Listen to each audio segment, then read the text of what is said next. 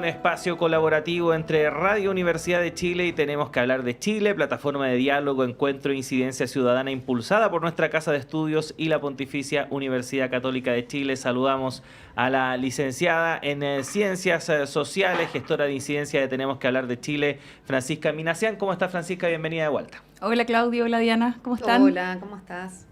Sí, vamos a hablar de varios temas que tienen que ver, por cierto, con este análisis ya de la propuesta constitucional. Recordemos que Tenemos que hablar de Chile, ha estado seleccionando algunos artículos para entender de mejor forma este texto que vamos a tener que votar el próximo 17 de diciembre. ¿De qué vamos a hablar en esta ocasión, Francisca? Así es. Bueno, muy importante, hoy día vamos a hablar de Estado social y democrático de derecho, que recordemos que esto no es una innovación o no es como una novedad que se incluye en el texto, porque era una de las 12 bases institucionales que funcionaron como borde en este proceso, que le tocaba resguardar, recordemos, al Comité Técnico de Admisibilidad. Así que siempre supimos que esto iba a estar en el texto. La pregunta o lo que no sabíamos, la gran discusión que se dio en el Consejo y en la Comisión Experta es cómo se iba a dotar de contenido este Estado social y democrático de derecho y cuáles iban a ser sus implicancias y su materialización en los distintos derechos, ¿cierto? Bueno, lo que se discutió sobre Estado social y democrático de derecho entre el Consejo Constitucional, la propuesta del anteproyecto de la Comisión Experta, finalmente quedó consagrado en el artículo 1, en el inciso 3, y se establece que el Estado de Chile es social y democrático de derecho, que reconoce derechos y libertades fundamentales, deberes constitucionales y promueve el desarrollo progresivo de los derechos sociales con sujeción al principio de responsabilidad fiscal y a través de instituciones estatales y privadas. Así que ahí uno puede ir viendo, esta es como la definición macro, pero a partir de esta definición que tiene distintos elementos, se van desprendiendo distintas formas de cómo se entiende este Estado social y democrático de derecho, qué significa, de qué contenido está dotado y a lo largo del texto, ¿cierto?, cómo se va describiendo o cómo se va implementando a través de distintos derechos, ¿cierto? Uh-huh. Sí, bueno, vamos a ir entrando en estas capas, es que hablamos, ¿no es cierto?, de este tema, de este Estado social y democrático de derecho. Bueno, y para eso, como cada martes, además vamos complementando con algunas opiniones, voces, y para profundizar en lo que estamos conversando hoy, escuchemos a Magdalena Vergara. Ella es directora de estudios de Idea País, quien destaca que desde su punto de vista la propuesta busca garantizar que todos tengamos un mínimo de bienestar. Escuchemos esa opinión y seguimos complementando. Una de las innovaciones más importantes que tiene esta propuesta de constitución y que venía ya del acuerdo de las 12 bases constitucionales tiene que ver con que Chile sea un Estado social y democrático de derecho. Y con esto se busca que el Estado sea garante de que todas las personas podamos tener un mínimo de bienestar para poder ejercer nuestros derechos y libertades en igualdad de condiciones. Y para esto se incorpora una serie de normativas, o sea, este Estado social se traduce a lo largo del texto, precisamente para poder dar garantía de ello. Por eso se agregan nuevos derechos sociales, como el derecho al trabajo decente, como la vivienda adecuada, por ejemplo. Se otorgan ciertos principios que deben orientar el actuar del Estado para poder asegurar ciertos mínimos, y también se dan mayores garantías que actualmente no existen, que es poder reclamar en tribunales, en el fondo, cuando de forma ilegítima se le está negando el acceso a ese derecho o esa prestación que ya está establecida en la ley. Sí, bueno, una mirada distinta expresó el director ejecutivo de Rumbo Colectivo, Tomás Leighton, para quien la propuesta constitucional no responde a las demandas ciudadanas ni garantiza fuentes de financiamiento.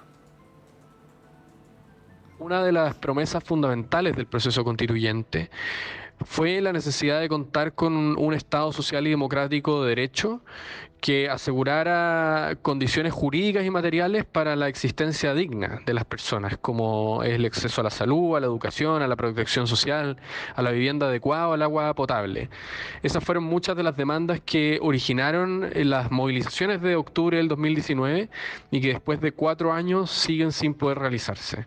Por eso es tan decepcionante la propuesta constitucional del Partido Republicano, que no satisface la necesidad de contar con un Estado social y democrático de derecho.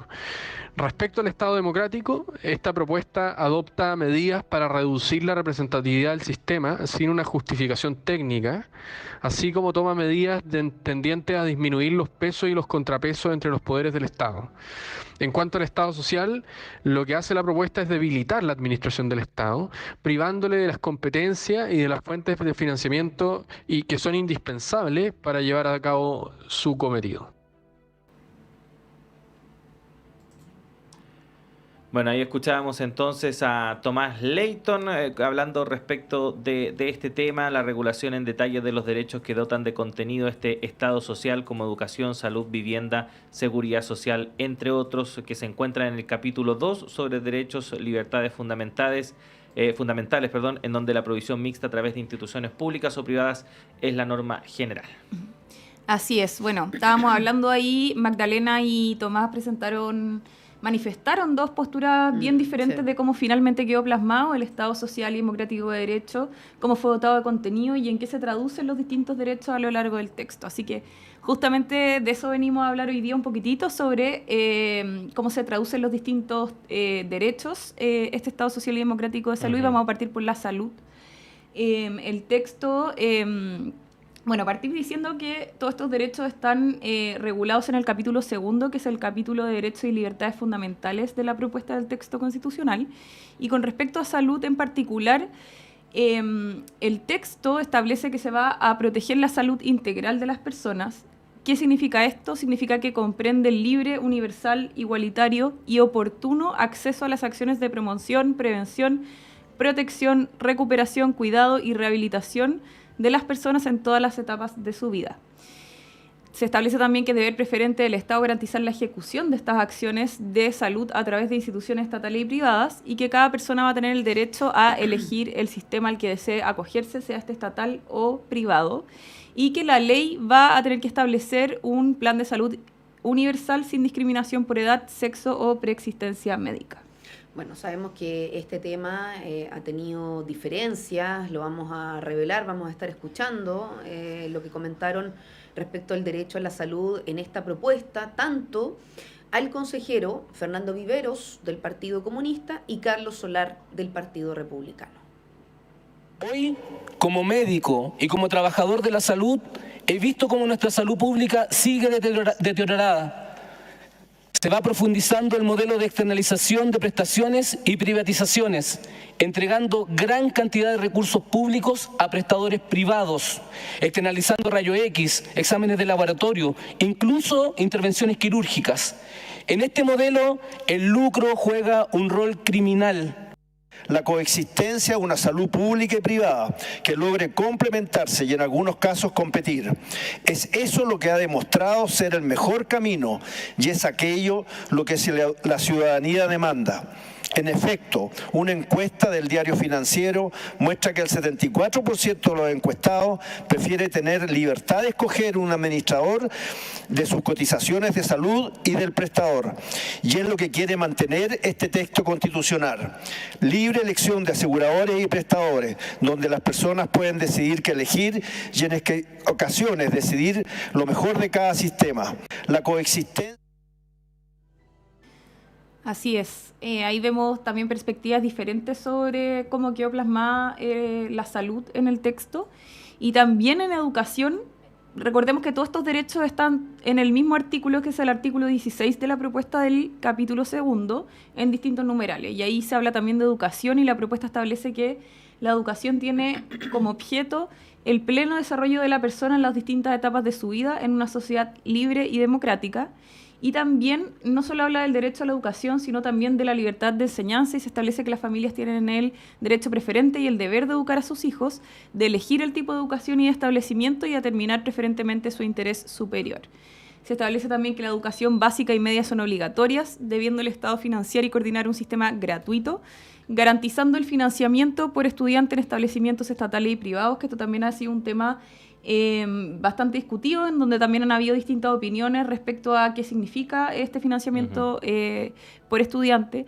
También se establece que es deber del Estado promover la educación parvularia, esto también es una innovación del texto, y coordinar un sistema de esa lacuna gratuito, La no discriminación también en el acceso a la educación superior también es una temática nueva que se incorpora en el texto, y también la garantía del financiamiento de la educación de personas con necesidades educativas especiales. Esas son 3 innovaciones que el texto introduce. También en materia de seguridad social, que es un tema que, bueno, sabemos que como ciudadanía venimos años discutiendo, que nos importa mucho, que salió también mucho en la participación ciudadana.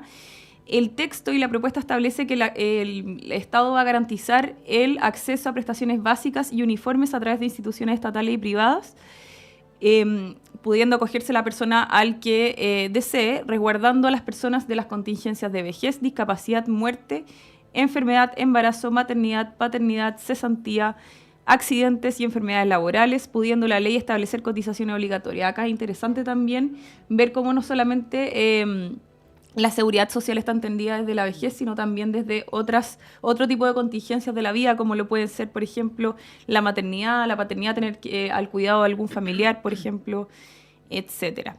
Y también se establece que cada persona va a tener la propiedad de las cotizaciones previsionales y de los ahorros generados por estas cotizaciones previsionales y por su inversión, y el derecho a elegir libremente la institución que los administre e invierta. Sobre la vivienda, tenemos también que la propuesta va a asegurar el derecho a la vivienda adecuada y la satisfacción progresiva de este derecho, con preferencia de la vivienda propia y el acceso equitativo a servicios básicos, bienes y espacios públicos, movilidad segura y sustentable, conectividad y seguridad vial. Y acá viene también un párrafo consiguiente que también ha generado algunas, lo mencionaba también Tomás, algunas discusiones, que es que el inmueble destinado a la vivienda principal va a estar exento de toda contribución e impuesto territorial, con las excepciones legales que solo van a poder fundarse en el avalúo fiscal de la vivienda o en los ingresos del contribuyente.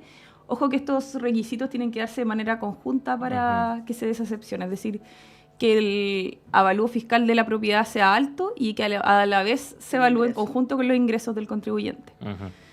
Bueno, hemos conversado y comentado respecto de cómo se entienden los derechos sociales en la propuesta constitucional, pero también es importante comprender los mecanismos que tenemos como ciudadanos y ciudadanas para ejercerlos y reclamar cuando alguno de estos derechos o prestaciones sea perturbado o restringido. ¿Qué podríamos decir al respecto, Francisca?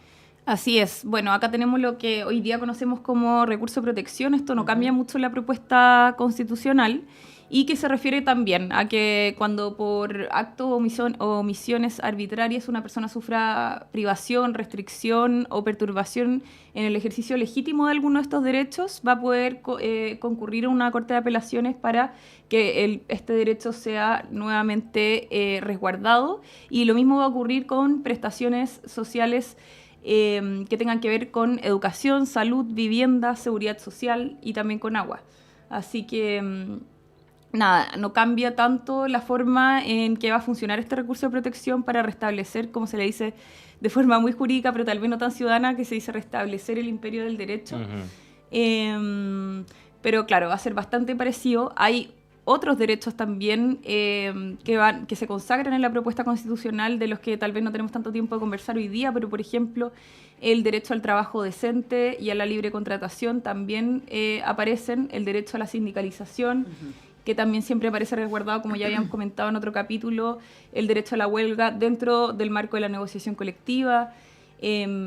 Algo nuevo también tal vez es el derecho a la cultura, así que hay una serie de catálogos que está todo esto contenido en el capítulo 2, que podríamos decir que es donde se encuentra como el cuerpo, la carne de este Estado social de esta frase, claro, y democrático de derecho. Sí. Bueno, agradecemos este martes a Francisca Minassian, que nos ha acompañado acá en los estudios de Radio Universidad de Chile, licenciada en Ciencias Sociales, gestora de incidencia de Tenemos que Hablar de Chile, coordinadora de los diálogos autoconvocados del proceso constitucional, porque claro, hemos estado todos los días hablando de este proceso acá en los espacios informativos. De hecho, ayer, como insumo más, lo hemos dicho, las encuestas no son absolutas, pero son un insumo más de análisis y de los porcentajes que reflejaba, por ejemplo, ayer la CEP, de que algunos o algunas no tenían decidido su voto. Bueno, ¿cuáles eran los factores para decidirlo? Eso también me imagino en materia de reflexión, pero para eso estamos con esta intención de entregar la mayor cantidad de antecedentes para que tome esa decisión en el plebiscito del próximo 17 de diciembre. Nos reencontramos la próxima semana, Francisca, como Así es, siempre. nos vemos y ya queda menos de un mes para el plebiscito, así que Sí. yo creo que todas estas personas indecisas ojalá puedan informarse para poder tomar una decisión el 17 de diciembre de la manera más informada posible. Exacto, así que vamos a ver qué va a ocurrir. 13 horas con 56 minutos, nos despedimos de Francisca, pero también de todos nuestros auditores y auditoras a esta hora de la tarde. Cierto, siga junto a la sintonía de Radio Universidad de Chile en todas nuestras plataformas, también acompañe la programación de la red de radios que piensan. Y Diana, nos reencontramos mañana. Que estén bien, buena tarde.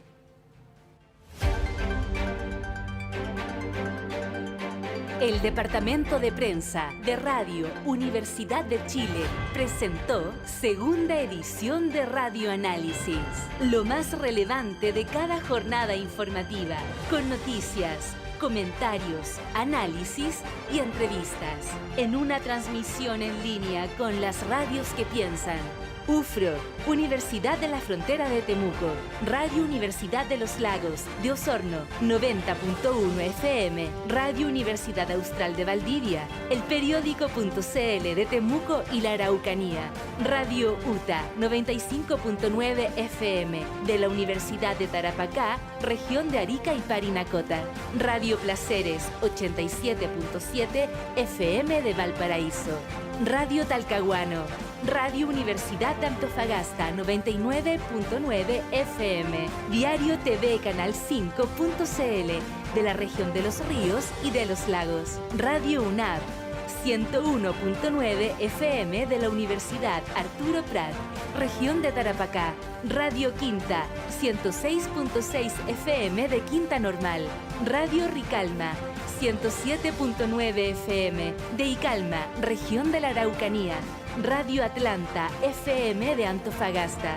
canal de televisión R2 TV de las comunas de Mejillones y Taltal, Radio Tricahues.cl de Montepatria, Radio Comunitaria Extremo de Reñaca Alto 96.1 FM, Radio Extremo de Viña del Mar 96.1 FM, Radio Cañahual FM Online desde Panguecillo, comuna de Salamanca, provincia de Choapa, Radio Olmué Online, Radio Juan Gómez Millas de la Universidad de Chile, Radio Universidad de Chile 102.5 FM y el diario electrónico radio.uchile.cl. Conducción de los periodistas Claudio Medrano y Diana Porras. Edición general Montserrat Rolano.